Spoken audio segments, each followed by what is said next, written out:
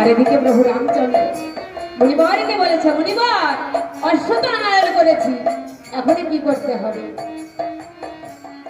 মুনিবর বলেছে, রামচন্দ্র এই অশ্বিন দাদাকে একটি জয়পত্র লিখতে হবে, আমি বলবো আর তুমি লিখবে। তাই কেমন করে বলেছে মুনিবর, আর কেমন করে এই বা প্রভু রামচন্দ্র লিখেছে? রাম লক্ষ্মণ ভরত শত্রুঘ্ন